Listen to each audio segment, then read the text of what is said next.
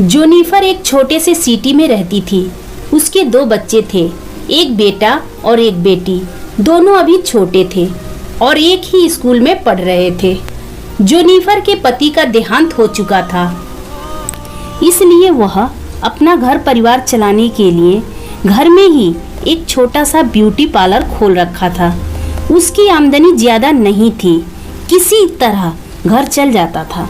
लेकिन इस बार 2 महीनों से वह अपने बच्चों का स्कूल फीस जमा नहीं कर पाई थी और क्रिसमस भी आने वाली थी और उसका मदद करने वाला भी कोई नहीं था। लेकिन उसका विश्वास परमेश्वर पर अडिग था। वह जानती थी परमेश्वर पर विश्वास रखने वाले लोगों को वह कभी भी शर्म में पड़ने नहीं देता।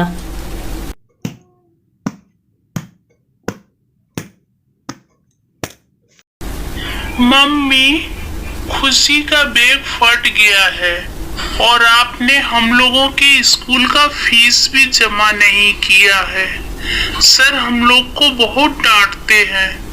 आप अकेले कितना काम करोगी मम्मी? आप कहो तो मैं पढ़ाई छोड़ देता हूँ।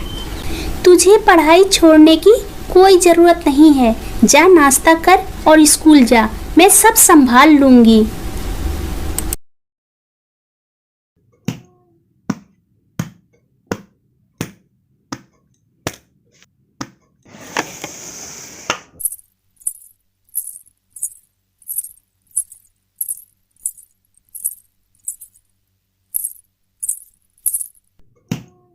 उसके मोहल्ले में 25 दिसंबर को एक रईस घर में बहुत बड़ी पार्टी थी।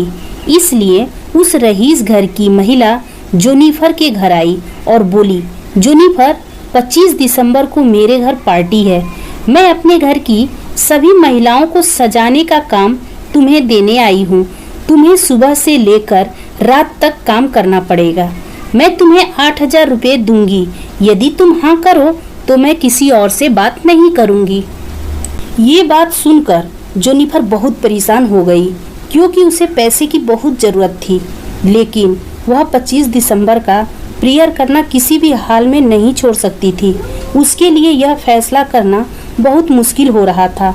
वह बहुत उदास मन से बोली, मैडम जी, मैं 25 दिसंबर को काम नहीं कर सकती। वह दिन मैंने परमेश्वर के नाम कर दिया है।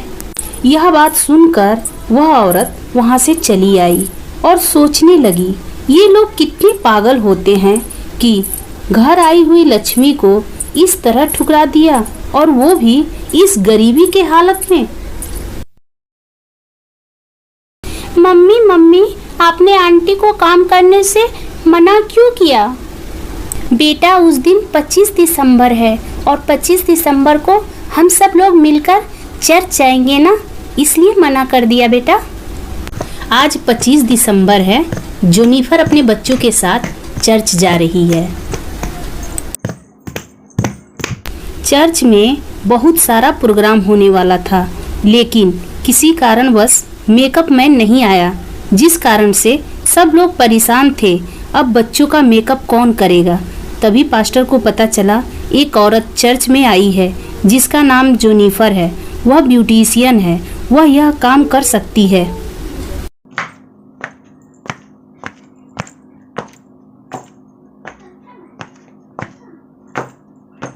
क्या आपका नाम जोनिफर है ना? और आप एक ब्यूटीशियन हैं? क्या मैं सच बोल रहा हूँ? जी पास्टर। तो क्या आप मेरे चर्च के बच्चों का मेकअप कर देंगी? क्योंकि जो बच्चों को सजाने वाला मेकअप मैन आने वाला था, किसी कारण बस नहीं आ सका। प्रभु चाहते हैं कि ये काम आप करो, तो क्या आप करने के लिए राजी हैं? जी पास्टर, कर दूंगी। फिर जोनिफर चर्च के बच्चों का मेकअप करने लगी, और जिन बच्चों का भी वो मेकअप करती, वे बच्चे देखने में बहुत प्यारे लगते। जो भी तू कर रहा है, यीशु वो देखता है। जो भी तू कर रहा है, यीशु वो देखता है। आजा अभी भी मुड़कर, यीशु बुला रहा है, आजा अभी भी मुड़कर, वरना तू याद कर ले, तेरा ही नाच होगा, इंसाफ का तराजू यीशु के हाथ होगा। आप कहाँ रहती हो सिस्टर?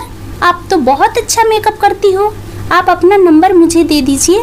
क्या आप होम सर्विस भी करती हो? उसके कार्य की चर्चा पूरे चर्च में होने लगी और उसे बहुत सारे नए कस्टमर मिले।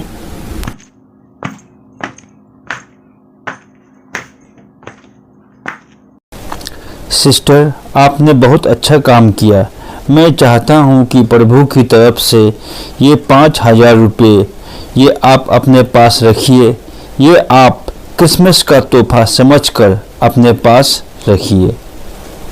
शाम को वही रईस औरत जोनिफर के घर आई और बोली, जोनिफर, मेरी बहू को बेटा हुआ है, इसलिए हमारे घर में छुतिका हो गया है, इसलिए होने वाली पार्टी टल गई। अब वह पार्टी 13 दिन बाद होगी। क्या तुम 13 दिन बाद फ्री हो? उस दिन मैं तुम्हें क्या बुक कर सकती हूँ? जी ठीक है। वह रईस औरत चली गई। फिर जोनिफर परमेश्वर के सामने रोने लगी और प्रार्थना करने लगी, तू महान है परमेश्वर, तू सब जानता है। अब मुझे अपने बच्चों की फीस की कोई चिंता नहीं। मुझे जितना चाहिए था उससे 10 गुना ज्यादा दे दिया। आपका कोटि कोटि धन्यवाद परमेश्वर।